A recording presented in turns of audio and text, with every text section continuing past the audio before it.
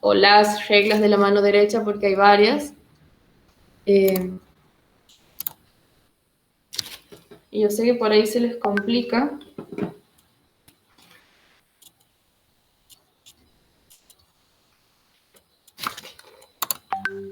Voy a ver si puedo activar mi cámara.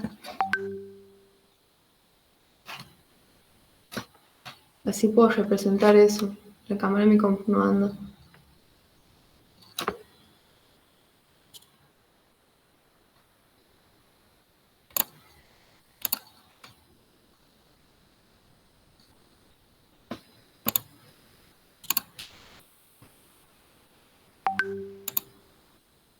No, bueno, me parece que no. Bien. Igual, la cuestión con el producto vectorial es que hay que posicionar la mano en la dirección del vector de velocidad, o sea, con los dedos apuntando a la flecha, digamos, donde está la flecha, y llevar la mano, digamos, hacerla girar hacia donde está el vector campo. Siempre tienen que considerar que los vectores están empezando en el mismo punto. O sea, si a ustedes les dan un campo magnético así, uniforme, ustedes posicionan la carga con su vector velocidad y en la carga van a sacar el vector campo y ahí es donde aplican la regla de la mano derecha si no se confunden. El producto vectorial nos indica que Disculpa, ¿cómo me doy cuenta de la dirección del campo en este caso? en este caso se los dan así con los vectores canónicos. O sea, a la velocidad en un principio la dan en la dirección X sería, o sea, en la dirección del vector canónico Y, que es el del eje X, que como yo lo he dibujado aquí, sería esta dirección. Y, por ejemplo, el primer campo está en la dirección J, o sea, en la dirección del eje Y y positivo. Aquí sí importa el signo, o sea, si a ustedes les dijeran que el campo magnético es menos 0,48 teslas en la dirección J, las flechitas serían así,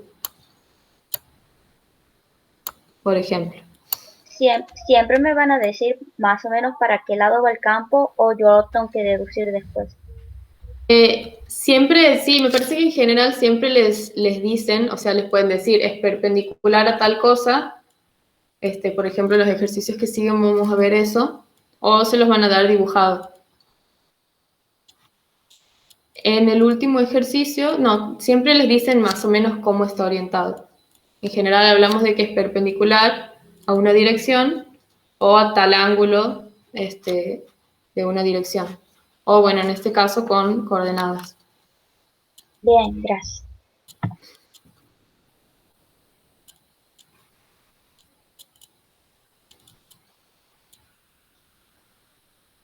Bien. Entonces con la mano derecha se apunta con los dedos, como si la mano fuera el vector velocidad,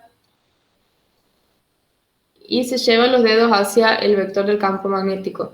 En este caso el pulgar, en este caso sería que estamos viendo aquí, el pulgar debería quedarles apuntando hacia arriba. Y la dirección que les dé la mano derecha siempre es la dirección de la fuerza sobre una carga positiva. O sea, siempre que yo aplique la regla de la mano derecha, el pulgar no me va a dar necesariamente la dirección de la fuerza de mi caso, sino que me da la dirección de la fuerza que actuaría sobre una carga positiva. Por ejemplo, en el primer campo, que es 0,48 teslas en la dirección J, yo lo asumo como un campo uniforme, digamos, en la dirección J.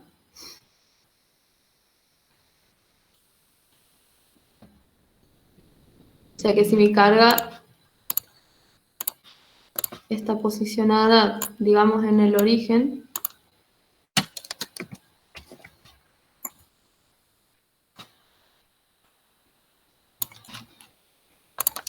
el vector velocidad estaría así.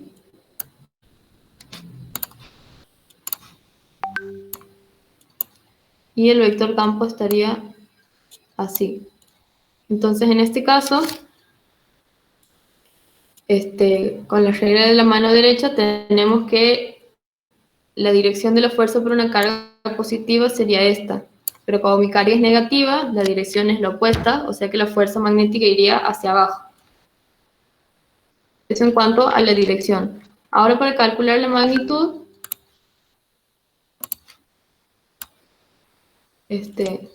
tenemos que considerar el ángulo que hay entre los dos vectores. Aquí en general, o sea, a pesar de que a ustedes les dan con los vectores canónicos, en general no es necesario que los trabajen así. Aquí nosotros tenemos que los ejes X y Y son perpendiculares, o sea, sus vectores canónicos son perpendiculares, por lo que conocemos el ángulo, que es 90 grados. Entonces, directamente reemplazando, y como el seno de 90 es 1, nos queda que la magnitud va a ser el valor de la carga en valor absoluto por el valor que nos dan de la velocidad, que es 2,75 por 10 a la sexta potencia metros por segundo, por el valor del campo, que es 0,48 teslas. Y bueno, este es el seno de 90. O sea, claramente la magnitud de la fuerza va a ser mayor cuando los vectores, velocidad y campo, sean perpendiculares. Si se acuerdan, digamos, de la función seno, que bueno, no lo puedo dibujar aquí.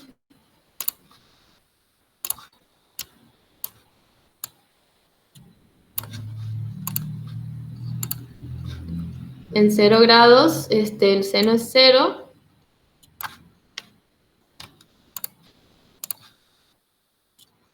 Cuando alcanza los 90 grados, vale 1.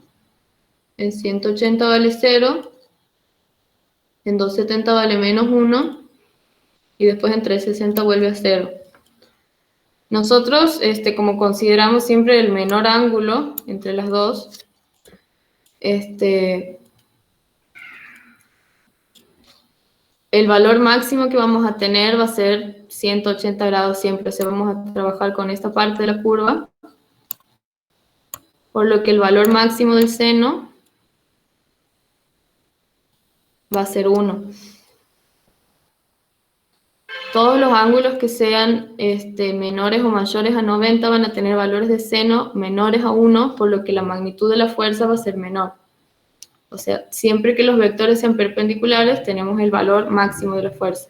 Y cuando los vectores son paralelos, o sea,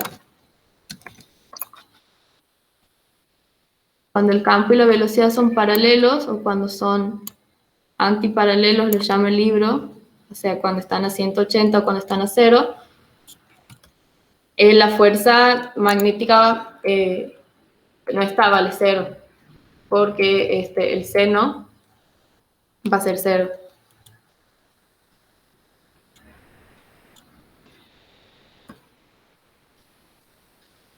Ese es el caso del segundo campo que nos dan, que es 0,75 teslas en la dirección Y, que es la misma dirección de la velocidad.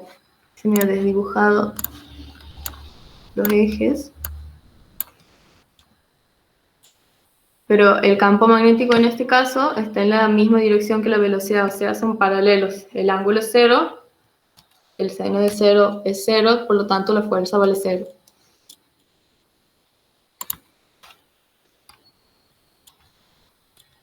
Una cosa que me he olvidado de poner aquí, y que siempre me parece conveniente hacer cuando no se acuerden de alguna expresión, es controlar lo que son las unidades.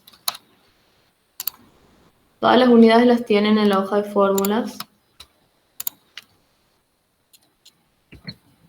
Las unidades del Tesla es Newton sobre Ampere por metro.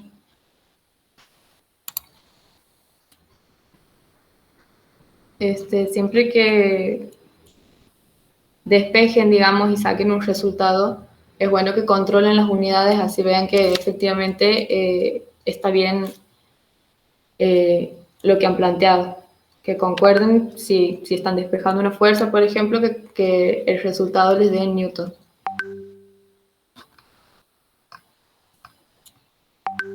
Bueno, el último caso nos da un campo que ya no es, digamos, no está en una de las direcciones de los ejes, sino que está, en este caso, en el plano XZ. Tiene una componente en X de 0,65 teslas y una componente en Z también de 0,65 teslas. Si uno compone este campo, va a ser un campo así, digamos, a 45 grados. Eso lo pueden sacar por trigonometría, por trigonometría al ángulo, pero como las dos componentes son iguales, el ángulo va a ser 45 grados. Aquí y aquí.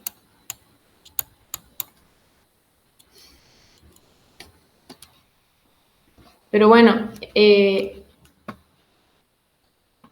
este caso en particular, como nosotros tenemos que la velocidad está en la dirección Y, esta componente del campo no va a contribuir a la fuerza magnética porque es paralela. Solamente va a estar contribuyendo a la fuerza la componente perpendicular de la velocidad, que es la que está en la dirección del eje Z, en la dirección del vector K.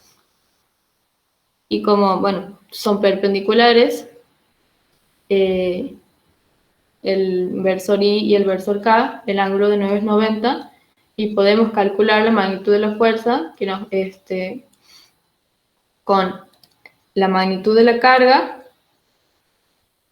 del vector velocidad y de la parte perpendicular del campo. O sea, no tomamos toda la expresión, sino solamente la componente perpendicular. Aquí yo no he estado sacando los resultados porque los quería hacer con MATCAD, así que voy a ir agregando eso.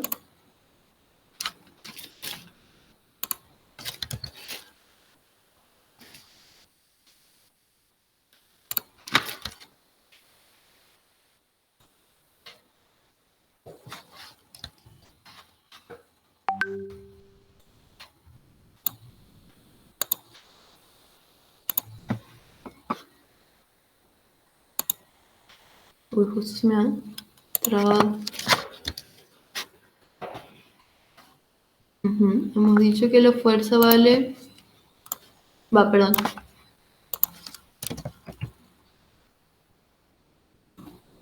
La carga vale 2,64 por 10 a la menos 9 coulombs.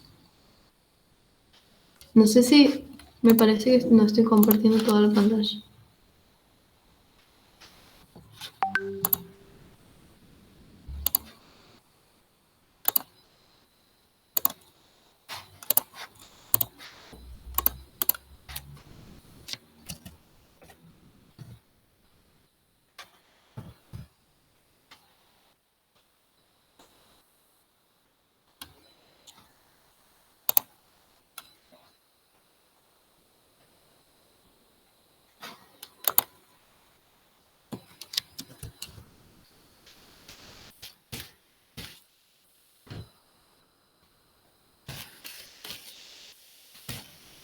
Como 64 microcoulombs. No, perdón, nanocoulombs.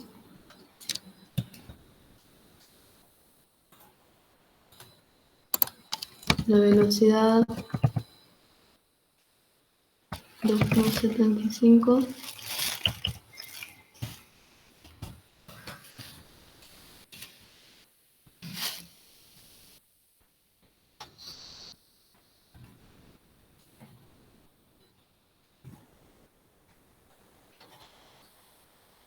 Me faltaba 2,75 por 10 a la sexta potencia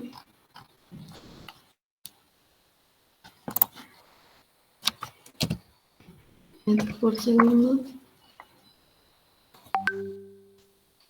campo es 0, vamos a llamar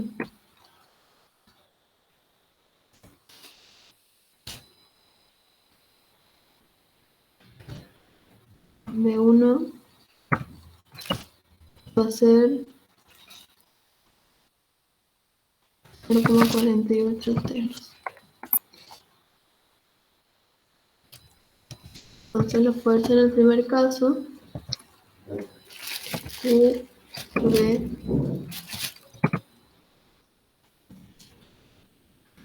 por B1,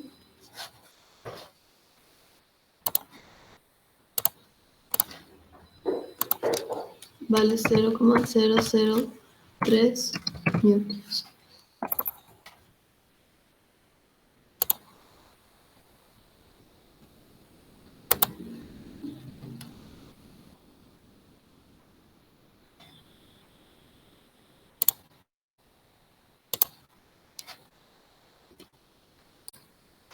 En este caso hemos dicho que vale 0 y en este caso solo vamos a tomar la componente K, que es 0,65 teslas. En este caso la fuerza va a ser U por la velocidad. Y he tomado, la carga es negativa, pero el signo de la carga nos sirve para ver la dirección de la fuerza. Para la magnitud la tomamos en valor absoluto. Por la componente perpendicular del campo,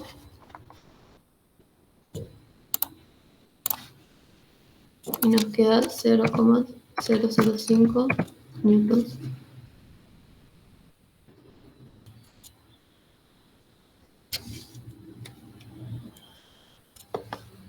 Bien, y con la regla de la mano derecha y considerando, en este caso, fíjense, nosotros hemos dicho que si este es X y este es Z, el campo está en el plano XZ,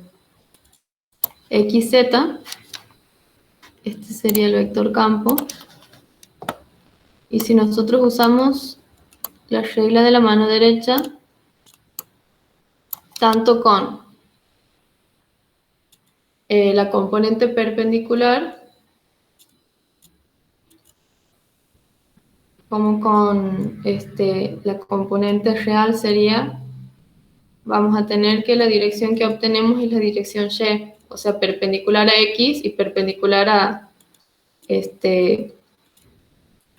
ese plano sería el plano que forman la velocidad y el campo magnético, que es justamente el plano XZ, está la fuerza, o sea, va a estar en la dirección Y. Ustedes lo pueden considerar de esas dos maneras, la que les resulte más fácil. A mí a veces, sobre todo en la parte de conductores, me resulta más fácil ver el plano, digamos, que forman. O sea, considerar un plano en vez de considerar los dos vectores. Y ahí es más claro que la dirección que me da la mano derecha va a ser esta. Y como la carga es negativa, la fuerza real va a ir hacia el otro lado.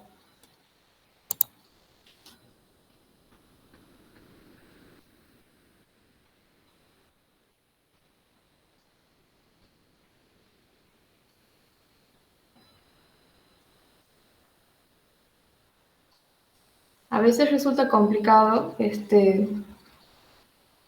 posicionar, digamos, la mano. Por eso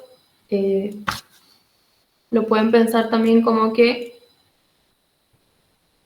los dedos o la palma tiene que quedar perpendicular a ese plano que están formando. O sea, como yo me tengo que mover de X a Z, la palma de mi mano tiene que quedar apuntando hacia arriba en este caso. Voy de la velocidad al campo y el resultado es un vector en la dirección Y.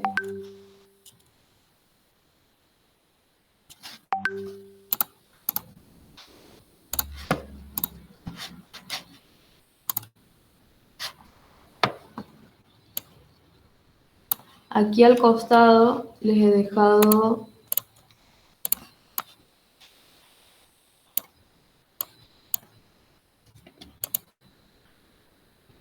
la expresión para calcular así con los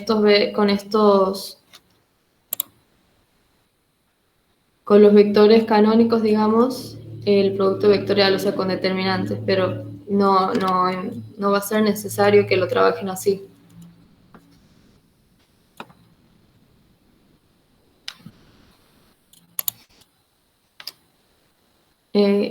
Lo doy como un mini repaso, digamos. Arriba van los vectores canónicos y JK.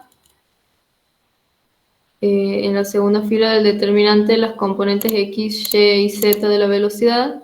Y aquí van las componentes X, Y y Z del campo.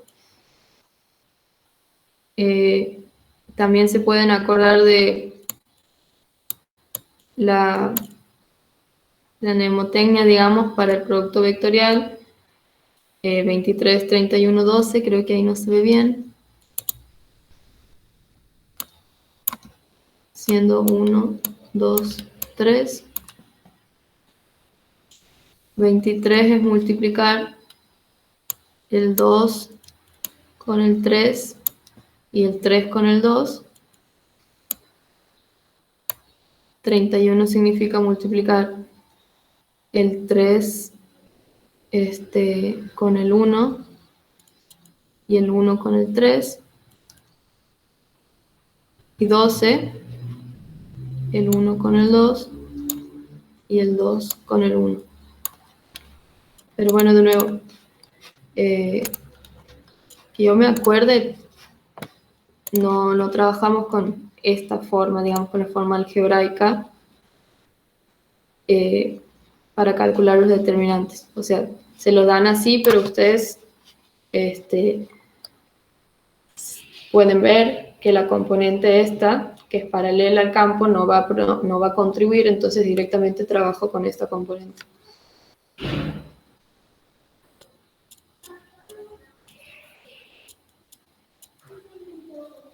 Bien. Eso en cuanto al problema número 1. El problema 2 les dice que un haz de protones se mueve a lo largo del eje X en su sentido positivo con una velocidad de 12,4 km por segundo a través de una región de campos cruzados equilibrados con desviación nula. O sea, campos cruzados sería, tengo un campo magnético y un campo eléctrico. Equilibrado significa que la fuerza magnética y la fuerza eléctrica van a estar equilibradas. Y bueno, con desviación nula significa que justamente por ese equilibrio las fuerzas no van a desviar a las de protones que se va a estar moviendo con velocidad constante.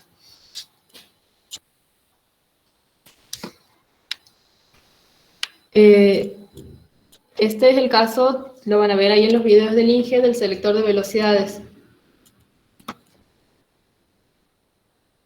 Y les piden, o sea, las preguntas son, si existe un campo magnético de valor 0,85 teslas en el sentido positivo de la Y, hallar el valor y dirección del campo eléctrico. Y después les preguntan,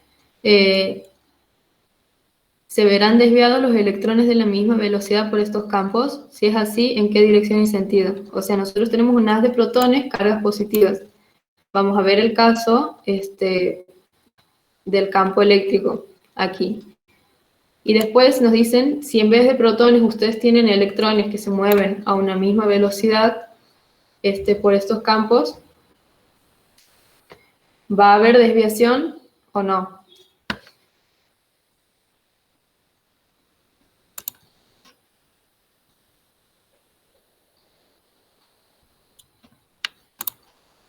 Voy a copiar esto aquí. Porque mi letra no se entiende bien.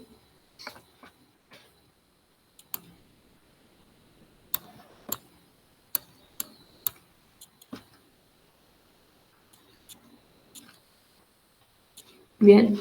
Los datos que nos dan son la velocidad en kilómetros por segundo, la paso a metros por segundo, el valor del campo magnético y que las cargas son positivas. Ahora yo he dibujado los ejes así, X, Y y Z. Nos dicen que el haz de protones se mueve a lo largo del eje X en su sentido positivo, o sea que la velocidad, el vector velocidad, siempre acuérdense que el vector velocidad siempre es el que me da la dirección del movimiento. O sea, a donde apunta el vector velocidad es a donde se va a estar moviendo mis partículas. No se confunden con la aceleración. O sea, la aceleración no me da la dirección del movimiento, me da la dirección, o sea, es la dirección del cambio de velocidad, pero la velocidad es la dirección del cambio de movimiento. Entonces, si me dicen que el haz de protones se está moviendo a lo largo del eje X en su sentido positivo, con una velocidad de 12,4 kilómetros por segundo, el vector velocidad va a estar en esa dirección, en el de las X positivas. Y tenemos una región de campos cruzados equilibrados con desviación nula. Después nos dan el campo magnético de valor 0,85 teslas y sentido positivo de la Y. O sea, vamos a tener un campo uniforme que va hacia arriba.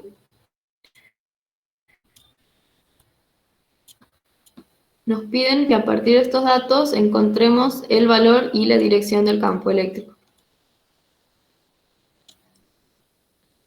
Si nosotros consideramos un protón del haz, su velocidad está en la dirección X, el campo magnético está en la dirección y con esos dos datos nosotros podemos encontrar la fuerza magnética, que va a estar perpendicular a estos dos vectores, o sea, va a estar en la dirección Z.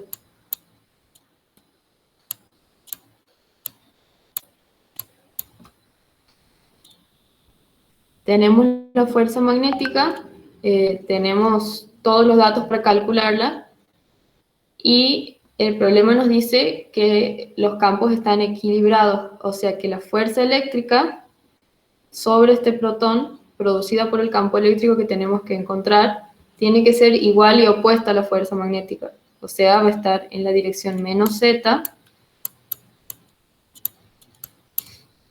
y su magnitud tiene que ser igual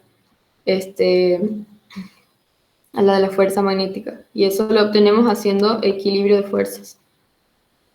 La sumatoria de las fuerzas sobre este protón tiene que ser igual a 0, por lo tanto, y aquí trabajando con magnitudes, la magnitud de la fuerza magnética, que va a ser igual al valor de la carga del protón, que es E, por la velocidad que es dato, por el campo que es dato, tiene que ser igual al valor de la fuerza eléctrica, que es Q por E, o sea, la carga por la magnitud del campo eléctrico. Se me simplifica el valor de la carga y lo único que tengo que hacer es despejar la magnitud del campo eléctrico, que es lo que se me pide a mí en el problema, que va a ser igual a la velocidad por el campo magnético.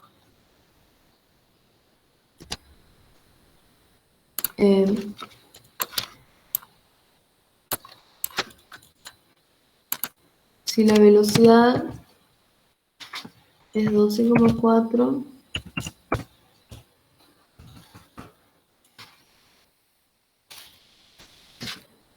kilómetros por segundo,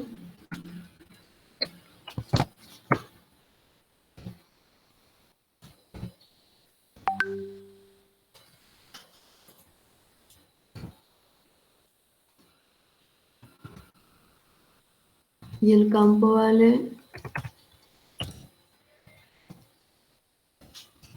0,85 teslas,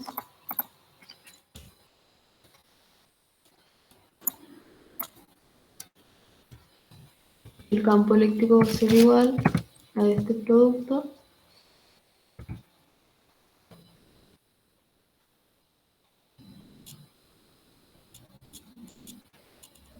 Suma 4 por 3, 0.5 telas.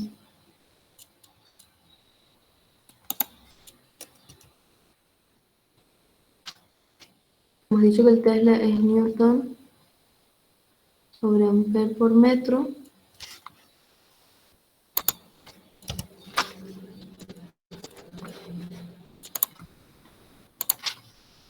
El Tesla es Newton sobre Ampere por metro. Me cancelan los metros y el ampere. Un ampere es un coulomb sobre segundo.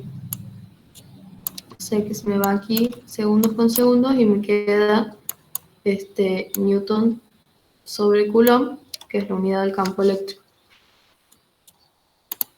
Entonces aquí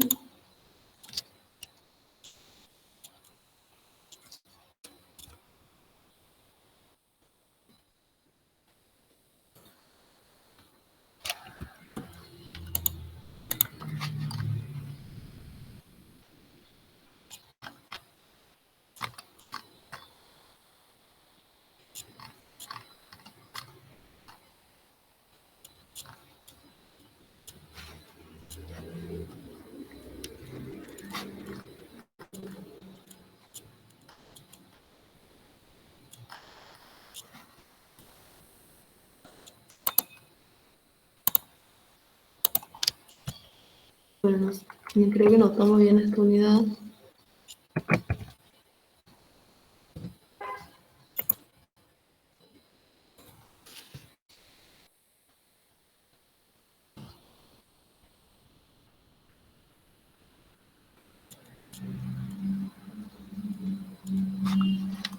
Bueno, aquí el análisis dimensional nos da bien.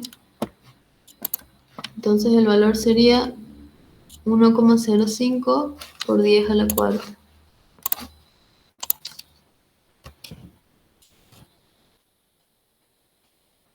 Voy a ponerlo así.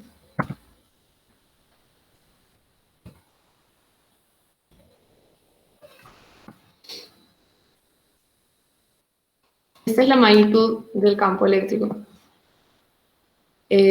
Y bueno, el campo eléctrico tiene la misma dirección que la fuerza eléctrica, por lo tanto es esta, el de las zetas negativas.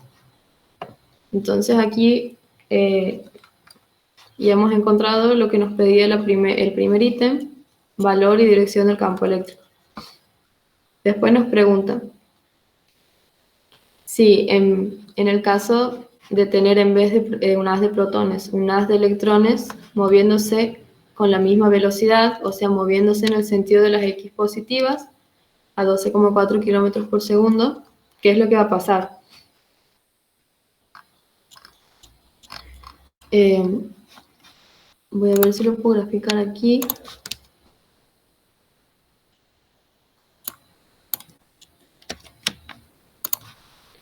Si yo en vez de un protón tengo un electrón, la fuerza magnética que hemos graficado aquí, la fuerza azul, es la fuerza magnética de una carga positiva. Pero como la carga del electrón es negativa, la fuerza magnética estaría en la dirección opuesta.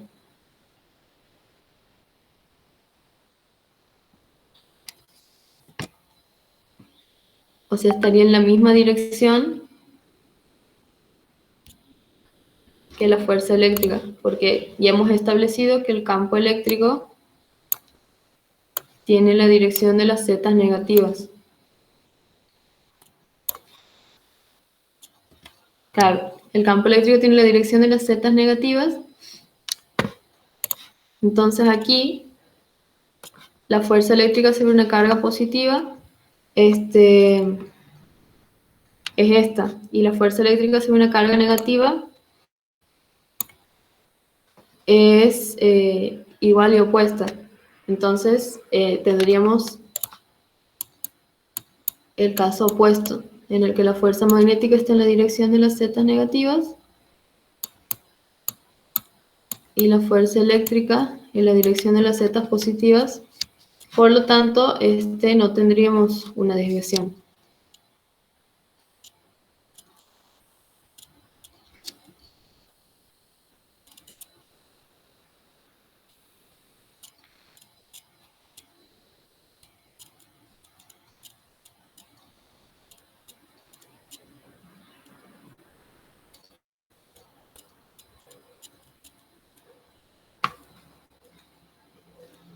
Bien, eso es todo. El problema 2, que si lo buscan en la teoría, digamos, es la parte de selector de velocidades.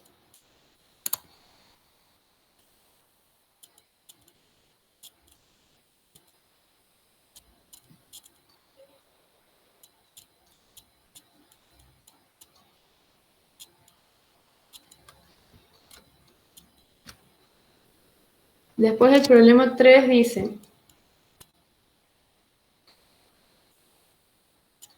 una partícula de masa m y carga q entra en una región donde existe un campo magnético uniforme B a lo largo del eje X. La velocidad inicial de la partícula está en el plano XY, tiene una componente en X, velocidad inicial en X, y una componente en Y, velocidad inicial en Y. De modo que la partícula se mueve en una trayectoria helicoidal.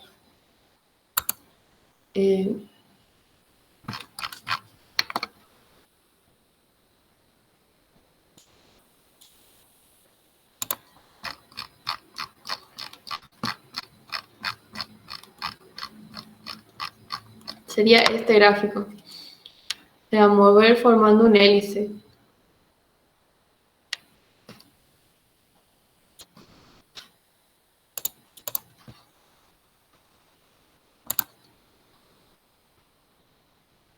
Les piden, este es un ejercicio teórico, demostrar que el radio de la hélice es esta expresión, la masa de la partícula por la componente en y de la velocidad, sobre el valor de la carga por el campo magnético.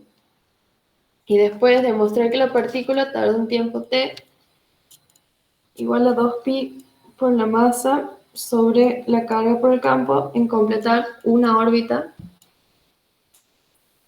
alrededor de la hélice. Bien, problema 3. Aquí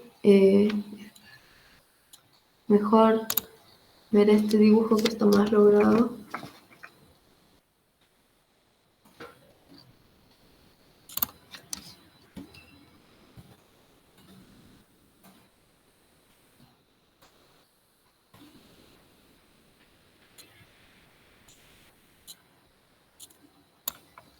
Voy a poner aquí abajo. Bueno, a nosotros nos dicen que una partícula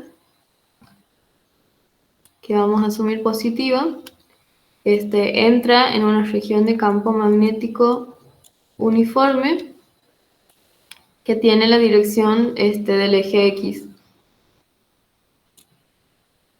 Entra con una velocidad inicial que tiene una componente en X y una componente en Y. Y se mueve en una trayectoria helicoidal. Se supone que si esta es la trayectoria, el vector velocidad en cualquier punto es tangente a esa trayectoria.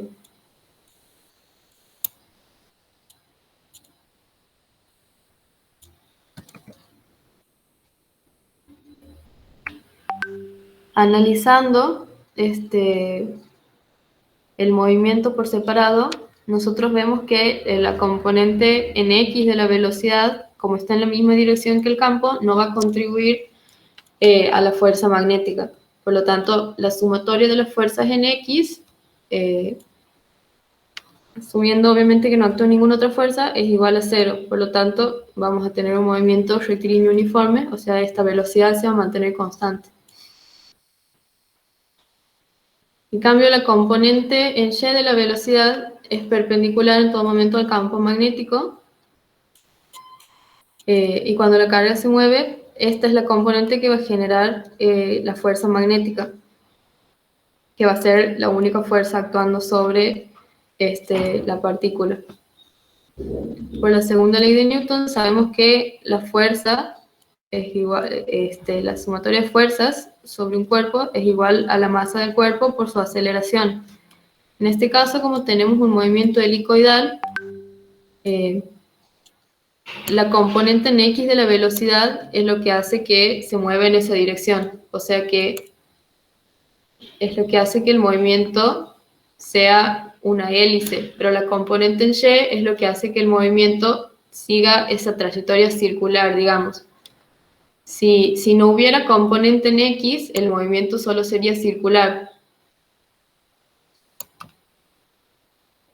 Pero como hay una velocidad en X, que es la que lo está moviendo a velocidad constante en esa dirección, no se llega a formar un círculo cerrado, digamos, sino que se va formando círculos que se van moviendo, y esa es la trayectoria helicoidal. Si consideramos solamente la velocidad en Y, como en este caso, tenemos el caso de movimiento circular, y la aceleración va a ser la aceleración centrípeta, que, si se acuerdan, es velocidad al cuadrado sobre el radio de giro, que es lo que tenemos que despejar. Entonces, como la fuerza magnética sabemos que es igual a la magnitud de la carga por la componente de la velocidad, o sea, esto podría escribirse como la velocidad por el campo por el seno del ángulo, en donde esto, velocidad por el seno del ángulo, entre el campo y la velocidad, es justamente la velocidad inicial en Y. Entonces lo podemos escribir como esa componente por el campo magnético. Y lo igualamos a esta parte de la expresión, que nos la da la segunda ley de Newton. Y despejamos el radio, que nos queda el valor de la masa por la velocidad en Y. Aquí se me cancelan, esta con el cuadrado aquí, sobre la magnitud de la carga por el campo magnético en B, que era lo que se nos pedía que demostremos.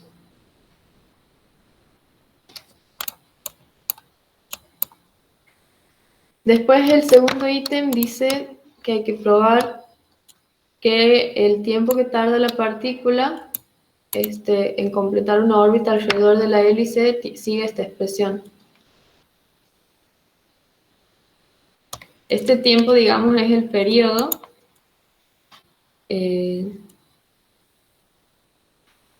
si recordamos un poco de física 1, la velocidad angular estaba dada por el valor de la velocidad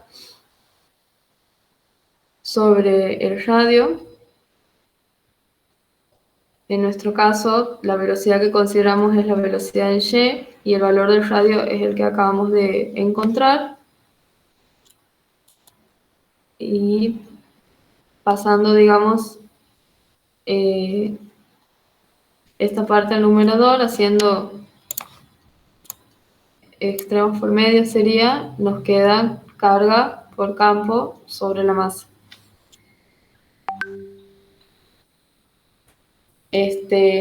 La frecuencia se calculaba como la velocidad, la aceleración angular, la velocidad angular sobre 2pi, y el periodo era el recíproco de la frecuencia. Por lo tanto, el periodo es 2pi sobre la velocidad angular. Y reemplazando esto aquí, encontramos que la expresión para calcular el periodo es, 2pi por la masa sobre la carga por el campo, que es la expresión que teníamos que demostrar. Este es un problema conceptual, pero el análisis, digamos, de equilibrio de fuerzas es lo importante, digamos. Si en algún problema con datos se les llegara a pedir eso, acuérdense que el análisis se hace con equilibrio de fuerzas y con la segunda ley de Newton.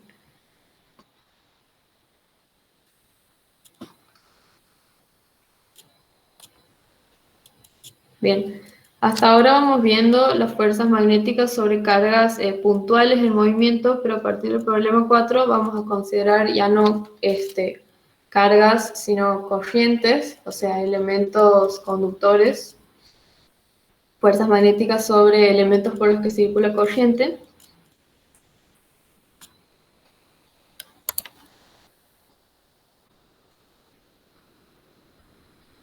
El problema 4 dice, el segmento conductor de la figura lleva una corriente I que vale 0,2 amperes.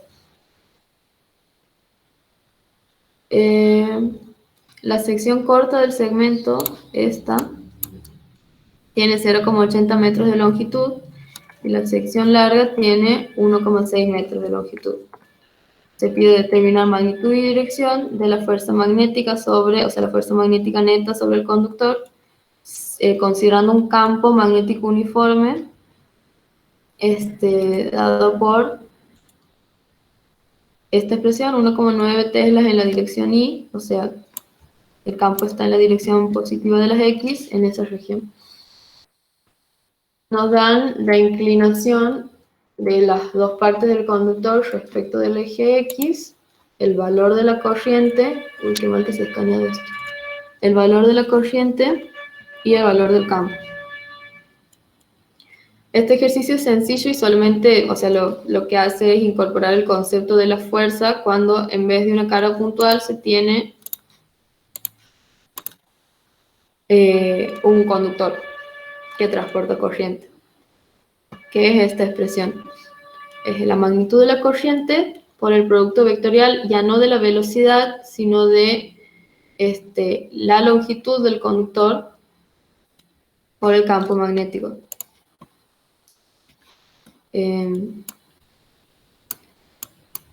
Este es por el caso de conductores rectos. Si yo tuviera un conductor que no es recto, debería integrar esta expresión en toda la longitud. Y si no es recto, generalmente vamos a integrar respecto de algún ángulo o algún radio. En este caso, como nosotros tenemos dos tramos y los dos tramos son rectos, la fuerza total va a ser la suma vectorial de las fuerzas sobre el conductor largo y sobre el conductor corto.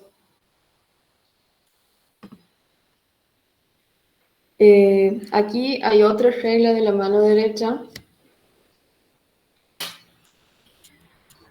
que es que los dedos de la mano derecha van a apuntar ya no en la dirección de la velocidad, sino en la dirección de la corriente.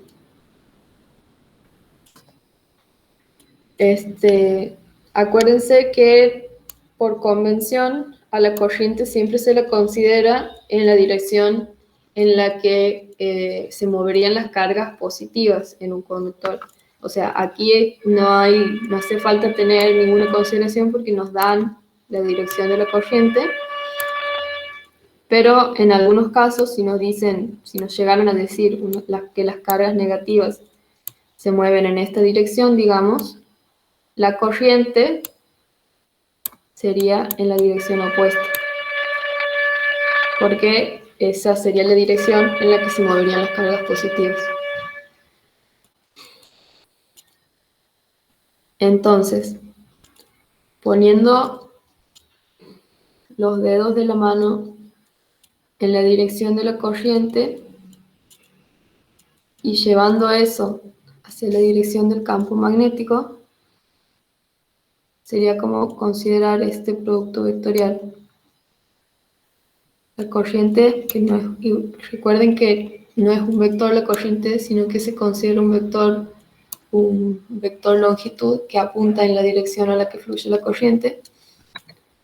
Y el campo magnético, que está en la dirección horizontal. O sea, ustedes deberían llevar la mano desde este vector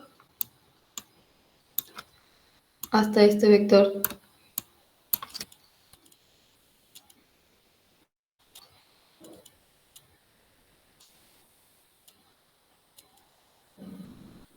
Y el resultado da una fuerza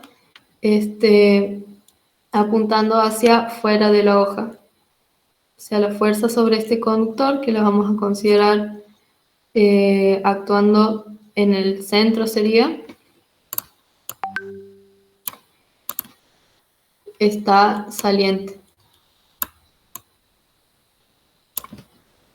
Una cosa que me he olvidado de aclarar es que como con los campos magnéticos trabajamos generalmente en forma ya no de plano, sino tridimensional, si nosotros queremos representar un campo que está entrando, se lo representa así, y si queremos, o sea, está apuntando hacia la pantalla, digamos, y si queremos representar un campo que estaría saliente, como saliendo de la pantalla, lo representamos así.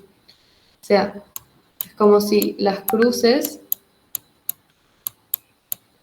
como si el campo fuera una flecha, las cruces representarían la parte de atrás de la flecha, digamos una flecha,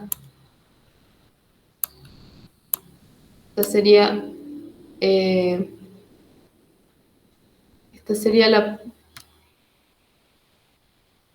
la flecha estaría apuntando para acá,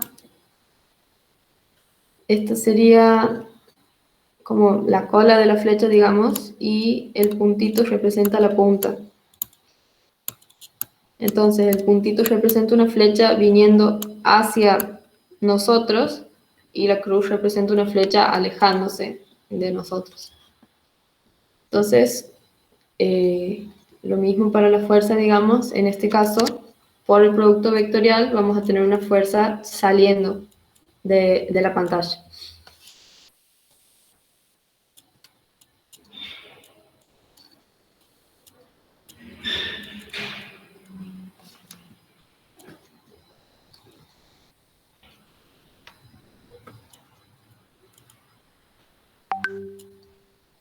Eso para el caso del conductor corto. Para el caso del conductor largo, tenemos que la corriente, voy a borrar esto aquí.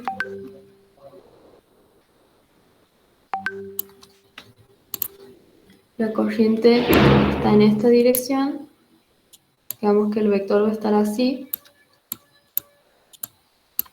Y el campo magnético sigue estando en la dirección de las X. Entonces mi producto vectorial ahora me va a dar un vector entrante.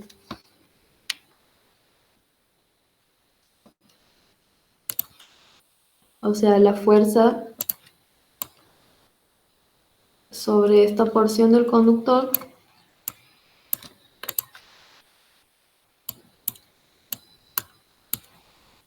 va a estar entrando.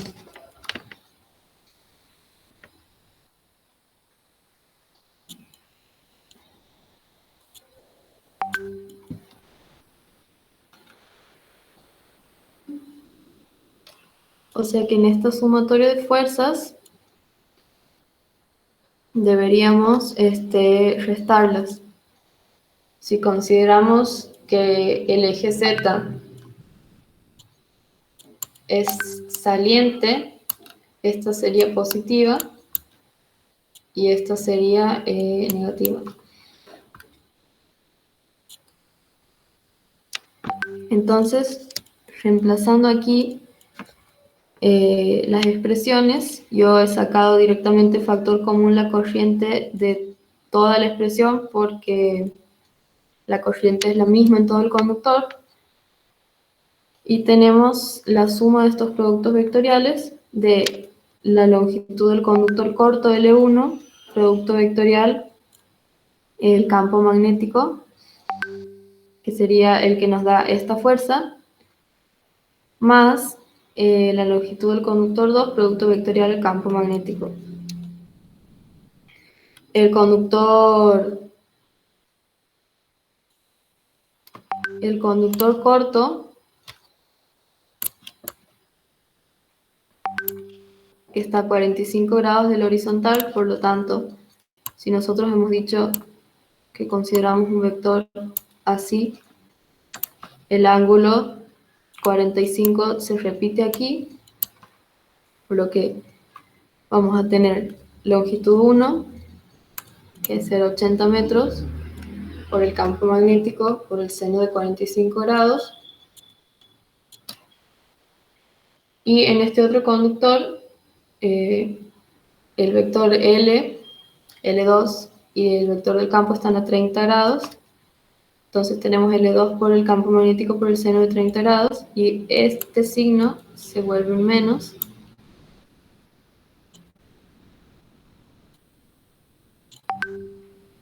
Porque hemos dicho que lo consideramos negativo. Y bueno, el campo magnético también puede salir como factor común, así que solo nos va a quedar bueno, la corriente por el campo por la resta entre la longitud 1 por el seno de 45 grados, que aquí yo lo he reemplazado como raíz de 2 sobre 2, pero bueno, si lo hacen en la calculadora es lo mismo, menos la longitud 2 por el seno de 30 grados, que es un medio, y ahí tendríamos tanto la magnitud como la dirección de la fuerza, porque con esta expresión vamos a obtener, en el caso de que este término sea mayor, que seguramente es, vamos a tener un valor negativo que nos va a indicar que el sentido de la fuerza va a ser, o sea, el sentido de la fuerza neta va a ser hacia adentro. Si yo lo calculo, aquí en acá,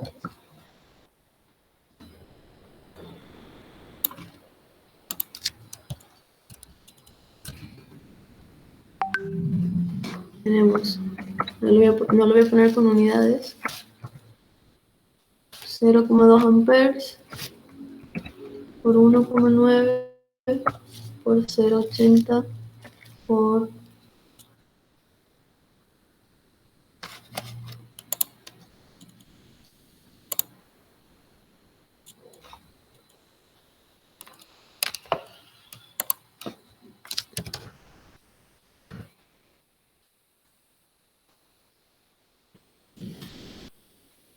el seno de 45 grados menos 1,6 por el seno de 30 grados.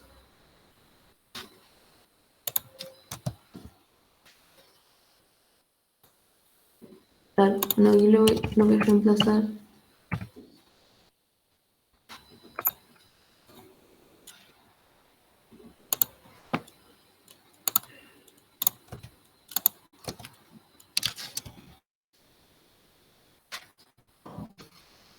Raíz de 2 sobre 2 del seno de 30 grados medio nos da menos 0,089 newtons.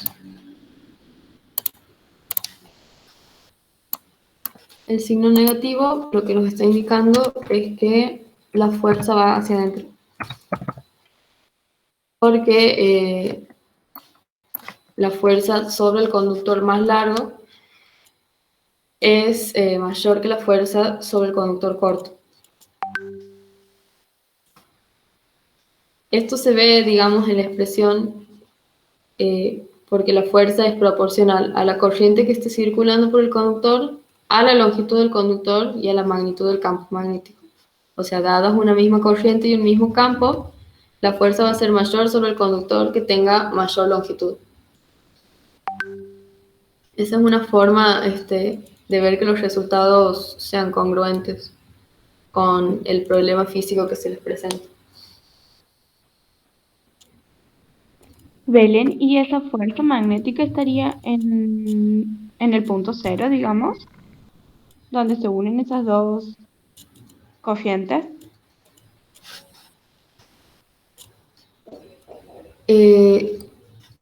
Estaría aplicada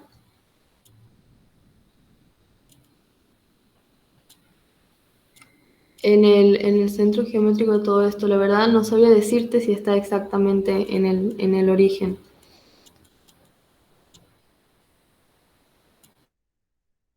Me parece, o sea, intuitivamente viéndolo, me parece que no. Como son dos fuerzas paralelas, estaría aplicado más cerca de la fuerza mayor.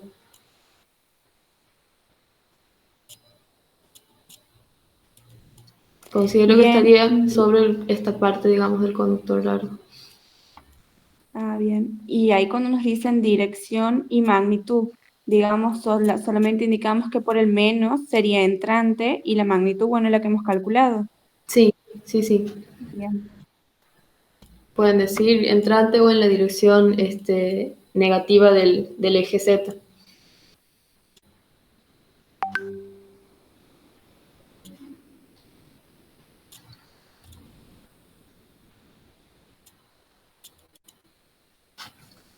Bien, ¿hasta aquí hay alguna duda de lo que venimos viendo?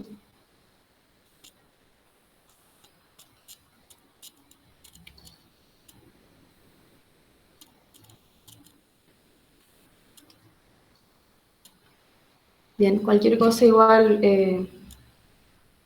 si se les presenta después resolviéndolo ustedes solos alguna duda, me la mandan y yo en el transcurso de la semana les voy contestando.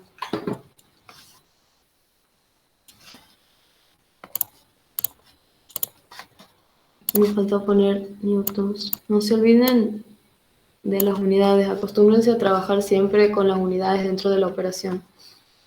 Así se detectan también errores cuando hacen el análisis, digamos, de las unidades.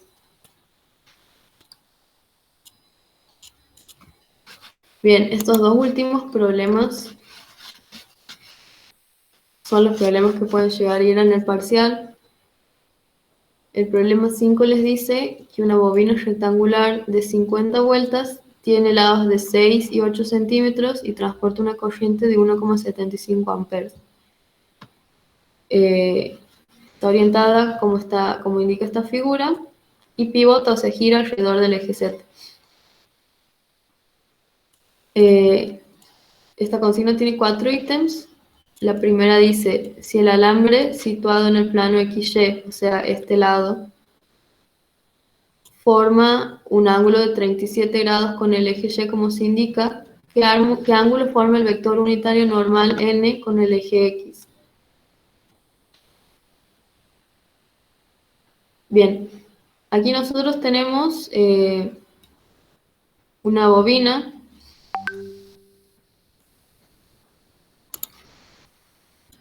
todo este elemento cerrado que tiene, o sea, el 50 vueltas significa que está formado, o sea, por alambres de 50 vueltas y la corriente está circulando en este sentido que se indica. Y en este caso de conductores así cerrados, nosotros vamos a considerar un vector normal al área que se forma por el conductor, que va a estar dado por otra regla de la mano derecha, que es más fácil, digamos, igual. Lo único que hay que hacer es poner los dedos en la dirección de la corriente y girarlos en el sentido como recorriendo esta bobina. Y el pulgar es el que nos da la dirección del vector normal. O sea, en este caso estaría así, o sea, perpendicular al área esta y saliendo hacia este lado sería. Bueno, aquí es escrito lo que les he dicho. Para encontrar el vector normal empleamos la siguiente regla de la mano derecha. Apuntamos los dedos en dirección a la corriente y los enroscamos alrededor del perímetro del conductor. O sea, hacemos como si los recorriéramos. Y el pulgar nos va a indicar la dirección del vector normal. Vayan haciéndolo así, si ven que tienen dudas de cómo hacer la regla en la mano derecha, o sea, van controlando si les sale. Bien, y nos piden el ángulo que forma este vector con el eje X. Aquí estoy considerando los tres ejes, pero si yo miro esto desde arriba sería, si yo lo miro desde aquí, el eje Z estaría aquí saliente. Tengo que esta parte de la bobina forma un ángulo de 37 grados con el eje Y. Y el vector normal está a 90 grados de esa línea.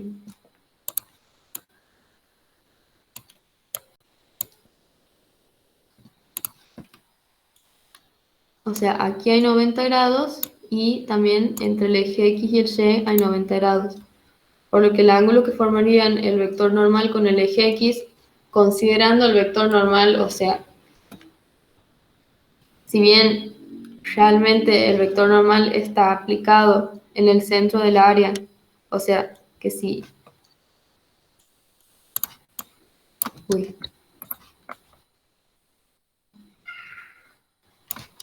O sea que si esta es toda esa longitud, el vector normal estaría aquí en el medio. Para considerar el ángulo, yo tengo que considerar la dirección X, digamos. Que sería, bueno, aquí está medio chueco, pero sería una dirección vertical.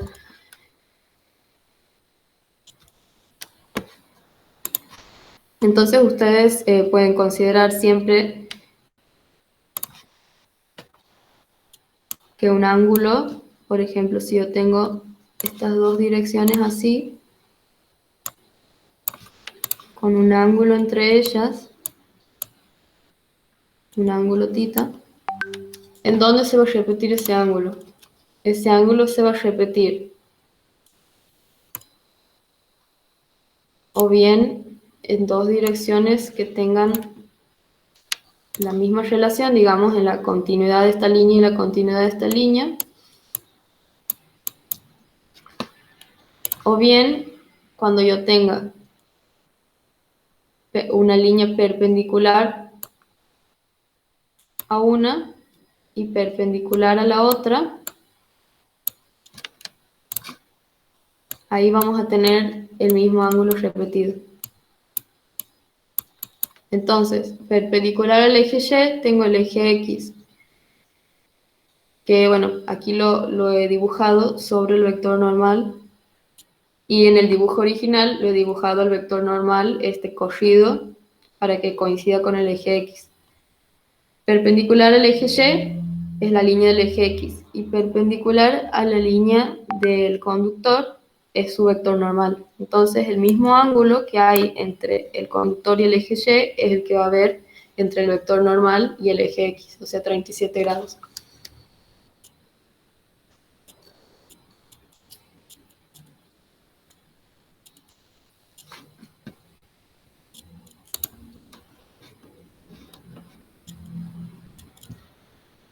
Bien. Después les piden que expresen ese vector en función de los vectores unitarios y j que son los vectores del eje X y el eje Y.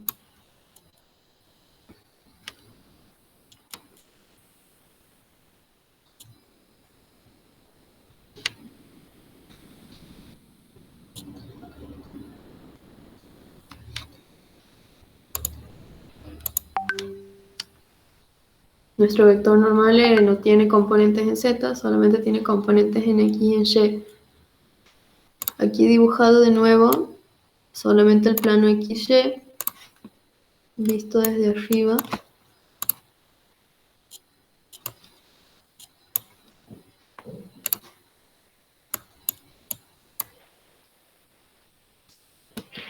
Y considerando de nuevo el vector normal desde el origen.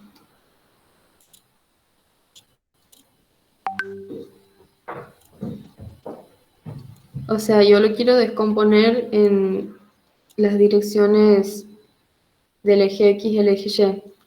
Tengo el ángulo que forma el vector normal con el eje X. Entonces, yo lo voy a poder descomponer en una componente en X, que va a estar en función del vector Y, y en una componente en Y, que va a estar en función del vector J. O sea, voy a tener esta componente en X por el vector Y, y como la dirección del vector normal, o sea, cuando yo lo descompongo, la componente en Y está en la dirección negativa de la Y, le pongo este menos, esta componente en Y por el versor J. Y ahora, poniéndolo en función del módulo, que como es unitario, este módulo, o sea, este valor de n es igual a 1, tengo aquí el módulo del vector n por el coseno del ángulo, porque el ángulo está entre n y el eje X, menos el módulo por el seno del ángulo para la componente en Y. Entonces, como el módulo es 1, directamente me va a quedar que el coseno de 37 grados por Y es la componente en X, y el seno de 37 grados por J vector es la componente Y.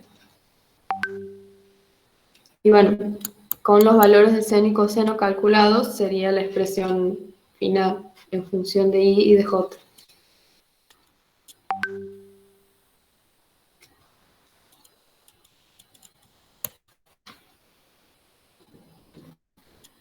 El ítem C les dice cuál es el momento magnético de la bobina.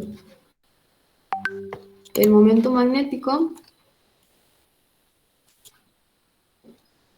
es el momento dipolar magnético de una bobina, que aquí lo pone como M, yo lo he puesto como mu vector sería, que es el número de vueltas, que en nuestro caso es 50, por la corriente, por el vector área, que nosotros lo tenemos como vector normal.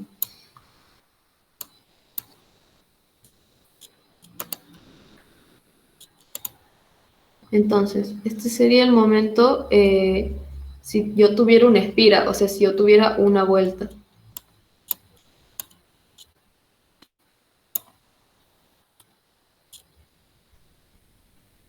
Aquí tengo n vueltas.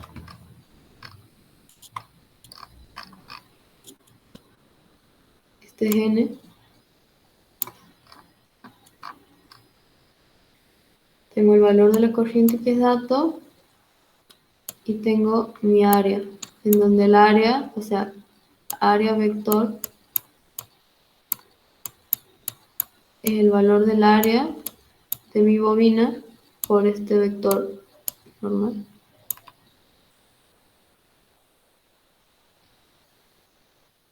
Entonces voy a tener 50 vueltas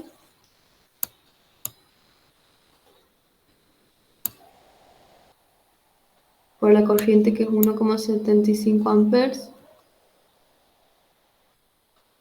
por el área que es